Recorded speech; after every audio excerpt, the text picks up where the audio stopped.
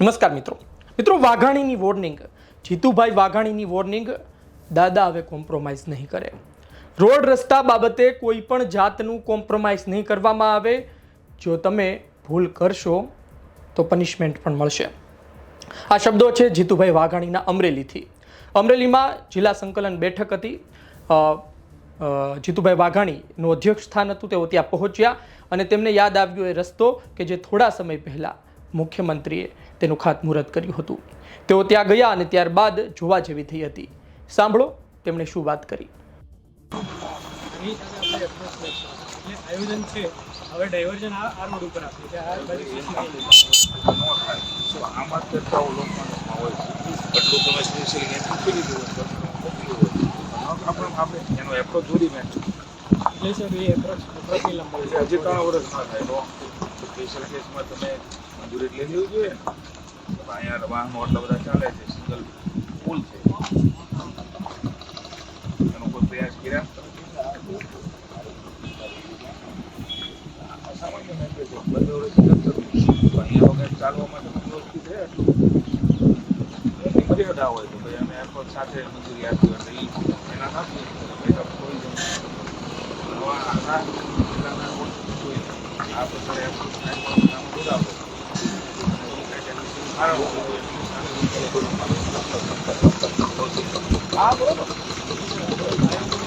સામે બાજુનો જે સીસી થઈ ગયો હવે ટ્રાફિકને સામે બાજુ ડાયવર્ટ નથી તેને પેલો સામે કરી શકે અને આને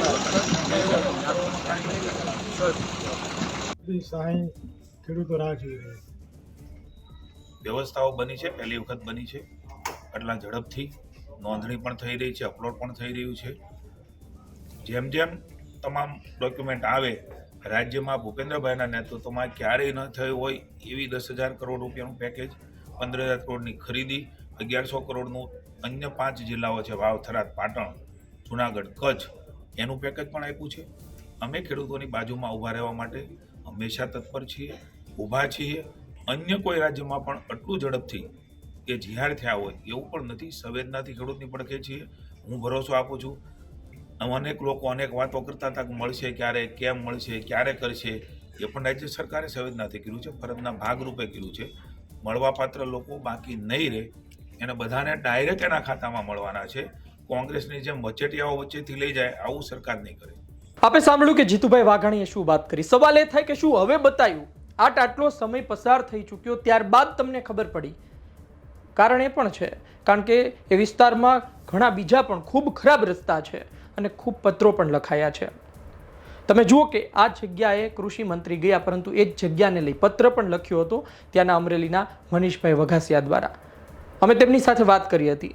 સાંભળો તેમણે શું કહ્યું. પત્ર મેં પહેલા તો આરટીઆઈ કરેલી. એમાં આરટીઆઈ કર્યા પછી મને 4770 રૂપિયા ભરવાના કીધેલા. એટલે પેમેન્ટ ભર્યું. પેમેન્ટ ભર્યા પછી મને કાગળો આપ્યા, એમાં પૂરતા કાગળો ના આપ્યા. ત્યાર પછી મેં એમને પેલો પત્ર લખ્યો કે ભાઈ 17/9/25 ના રોજ કામનું નામ છે widening and standing of Amreli લિયા ક્રાકસ રોડ, HHS નંબર 104 કિમી 00 થી 7.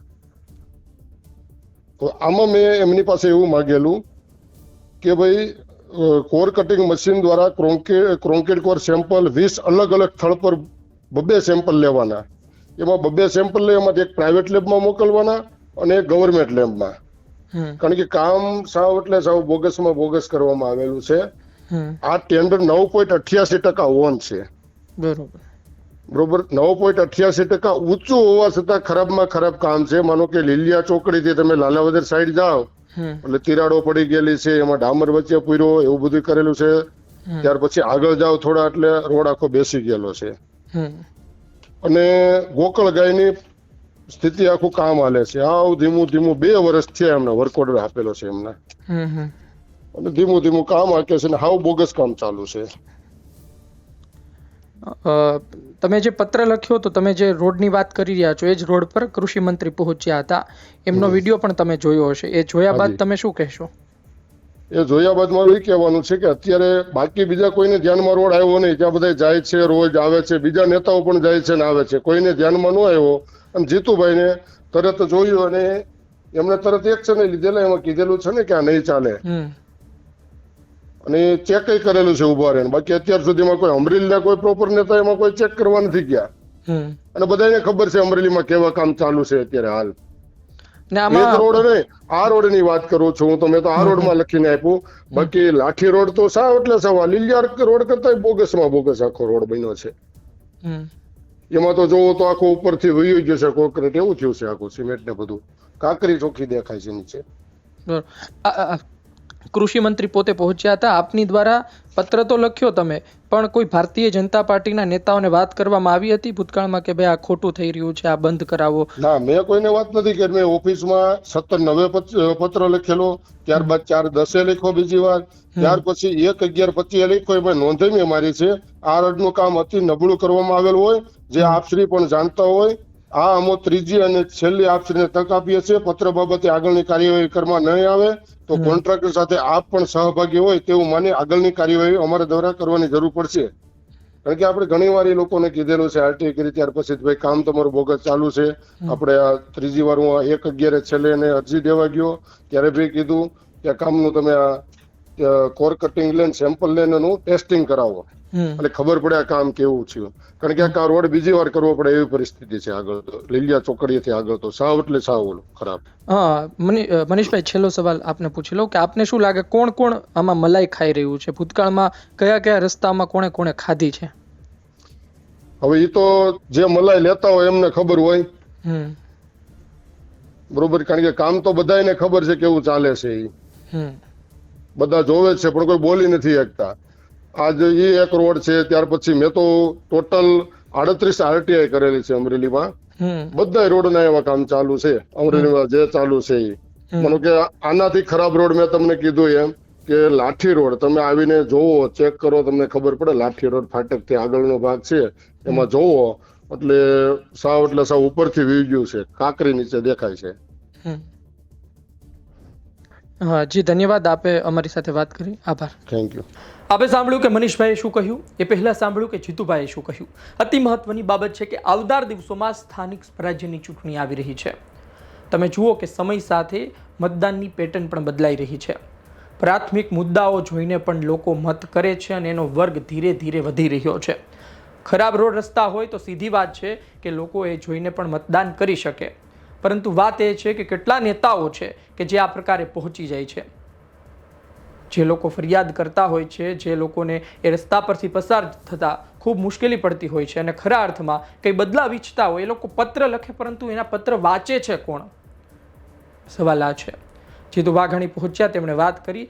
લોકો વચ્ચે ખૂબ સારો મેસેજ ગયો છે કે નેતાએ આ પ્રકારે કામ કરવું જોઈએ અને કોઈ પણ જગ્યાએ રોડ રસ્તાના કામ ચાલતા હોય એ વિસ્તારના નેતાઓની, પ્રતિનિધિઓની જવાબદારી છે કે વ્યવસ્થિત રીતે પાર પાડે અને તેમાં ભ્રષ્ટાચાર ન થાય. કારણ કે જ્યારે ક્યારે તૂટશે ત્યારે સવાલ તેમના પર પણ થશે. ખેર, આપનું શું કહેવું છે કોમેન્ટ બોક્સમાં જરૂરથી જણાવજો. જીતુભાઈ વાઘાણીના આ વિડીયોને લઈ અને પત્રને લઈ બીજા કેટલા રસ્તા છે? આપ અમરેલીથી છો તો બીજા કેટલા રસ્તા છે કે શું ખૂબ ખખડધજ હાલતમાં છે? આમ તો અમરેલીએ ખૂબ મોટા નેતાઓ આપ્યા, પરંતુ પરિસ્થિતિ શું આજે પણ વર્ષો જૂની જ છે? કોમેન્ટ બોક્સમાં જરૂરથી લખજો. આ વિડીયો પસંદ આવ્યો ફરી એકવાર લાઈક શેર કરજો. ધન્યવાદ.